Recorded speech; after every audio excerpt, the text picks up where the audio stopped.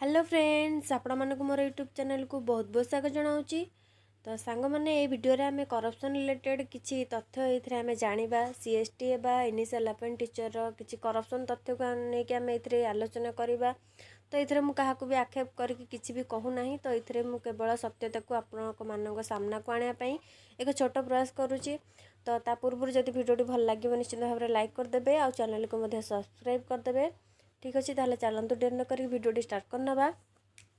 तो आपण मैंने जानी काली आपणकर सर्ट लिस्ट आसी सारी जो मैंने डॉक्यूमेंट वेरिफिकेशन करेंगे से बर्तमान सर्ट लिस्ट आसी सारी मेरिट लिस्ट आसी सारी जो मैंने डॉक्यूमेंट वेरिफिकेशन करेंगे। ठीक अच्छे तो किसी पिला मानकर जो मानकर ना आसीनी जो मैंने एक्सपेक्ट करते ना आसब बोली कारण सबुथरक भली एथरक भी समस्ते भावुले आपणकर 85 ରୁ 90 भितर कटअप जापे। ठीक अच्छे कि आपणकर 80 ରୁ 90 भितर ही कटअप जीव बोली समस्ते जहाँ आशा रखी थे कि सेटा बिल्कुल भी है नहीं कारण 90 रखि पिला ये से ना आसी ना ता मैंने चिंता करनी कटअप ताले केते जाइतिबो जहाले भी कटअप आपणकर 100+ जाइछि जहाँद्वारा कि जो पिला माने भल से पाठ पढ़ी थिले सेमानकर एथिरे लिस्ट रे ना आसी नाही कारण जदि करप्शन जदि हेउची आमे माने जो सुनिया पई पाउछन तो करप्शन फल रे पिला मानकर निश्चित भाव में मार्क सेमानकर अधिक अछि सेमानकर जेहेतु मार्क अधिक अछि तो आपण मानकर निश्चित भाव में कटअप अधिक ही जीव। तो जो पिला माने एक्चुअली पाइबा कथा चाकरी से माने न पाइकी तो करप्शन पिला माने ही पाइगले जेहेतु इलीगल वे रे से माने चाकरी पाइबा पई चेष्टा करिसंती तो सेमानकर जॉब टी हेई गला किंतु जो माने लीगल वे रे पाठ पढ़ी से माने चाकरी पाई से माने एग्जाम देकी भल भाव में प्रिपरेशन करथिले सेमानकर लिस्ट रे ना आसलानी सेमानकर डॉक्यूमेंट से माने मध्ये वेरिफिकेशन करि परिबे नाही। ठीक अछि किंतु आपण मैंने जहाँ भी सबू ए शुणुंट देखा पाँच तो सब बड़े मनरे गोटे डर रहिबो जो पिला माने करप्शन करछंती। ठीक अच्छे जो मैंने करप्शन करछंती सेमानकर भी डर रहिबो जो मैंने ठीक रे एग्जाम देछंती सेमानक मनरे मध्य डर रहिबो कहीं ना करप्शन पिला मानकर जदि करप्शन करके से चाकरी पाईगले तो सेमानकर सब बेले डर थिबो जे केतेबेले आमे जदि धरा पड़ी जीवु केतेबेले कौन हम तो सब बेले सेमानकर सारा जीवन पाई गोटे डर थिबो जेहेतु से माने इलीगल वे रे चाकरी किनिबा पई चेष्टा करछंती किंतु जो माने चाकरी पाई नहंती सेमानक मनरे मध्ये गोटे डर रहउची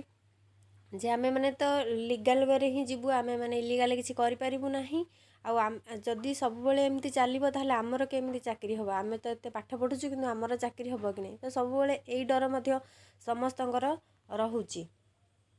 ठीक अच्छे समस्त गरीब पिला माने हैरान होउचंदी केवल जो पिला माने करप्शन करूछंदी सेमानक पई ही गरीब पिला माने जो माने एते पैसा खर्च करके बहुत कष्ट रे से माने पाठ पढुछंती तो से माने ही बहुत हैरान होउचंती एवं से माने चाकरीटी पाई केते पाठ पढ़ी केते आशा रखिथिले किंतु किछि पिला मानक पई सेमानकर चाकरी हेई पारुनी कारण जदि पिला माने 149 100 से माने 48 रखिबे 140 43 एमती सब मार्क रखिबे तो जो मैंने भलरे पाठ पढ़ी तो से मैंने केमती चाकरी पाइबे जेहेतु करप्शन पाई ही एमती मार्क होइजे एमती केबे भी कहीं मार्क रखि पारिबेनी सेतरे पुणी माइनस मार्किंग अच्छी तो एमती कहीं भी मार्क रखि पारिबेनी एक्यूरेट एतिकी मार्क। ठीक अच्छे तो से अनुमान करा जाउछि करप्शन होइछि करप्शन पाई ही जो मैंने सचोट अच्छी से पिला माने ही बहुत मात्रा रे हैरान होउचंदी आ जो पिला माने एही चाकरी पाई योग्य से मानको चाकरी मिलु नाही किंतु जो मैंने ए चाकरी पाई अयोग्य जो मैंने चाकरी करने कथा नुहे कारण जो मैंने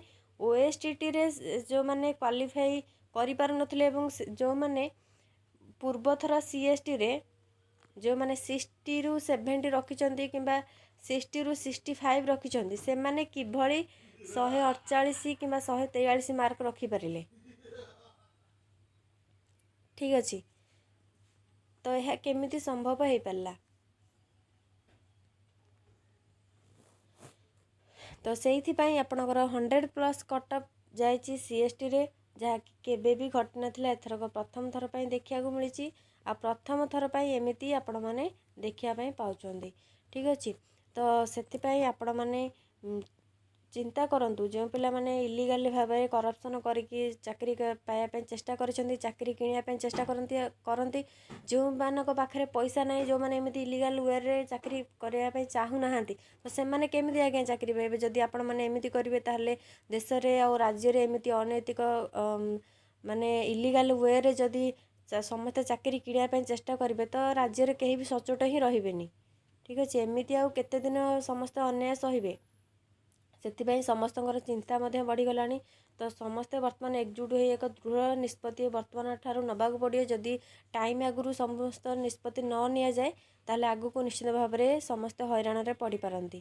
ସେଥିପାଇଁ ସମସ୍ତେ ଏକଜୁଟ ହୁଅନ୍ତୁ ଏବଂ ଏହି ବିଷୟରେ ପ୍ରକୃତ ପ୍ରମାଣ କ'ଣ ରହିଛି ତାକୁ ସଂଗ୍ରହ କରାଯାଉ। ନିଶ୍ଚିତ ଭାବରେ ଆର ଏକ ଦୃଢ଼ ନିଷ୍ପତ୍ତି ନିଆଯାଉ, ଯେମିତି ଆଗକୁ କେହି ବି ପିଲାମାନେ ହଇରାଣ ନ ହୁଅନ୍ତି। ଠିକ୍ ଅଛି, ଆଶା କରୁଛି ଏହି ଭିଡ଼ିଓଟି ଆପଣମାନଙ୍କୁ କିଛି ମାତ୍ରାରେ ଭଲ ଲାଗିଥିବ। ଯଦି ବି ଭଲ ଲାଗିଥିବ ନିଶ୍ଚିତ ଭାବରେ ଲାଇକ୍ କରି ଚ୍ୟାନେଲକୁ ମଧ୍ୟ ସବସ୍କ୍ରାଇବ୍ କରିନେବେ। ରହୁଛି ଫ୍ରେଣ୍ଡସ୍, ଏମିତି ଆଉ ଏକ ନୂଆ ଭିଡ଼ିଓ ନେଇକି ଜୟ ଜଗନ୍ନାଥ। Thank you.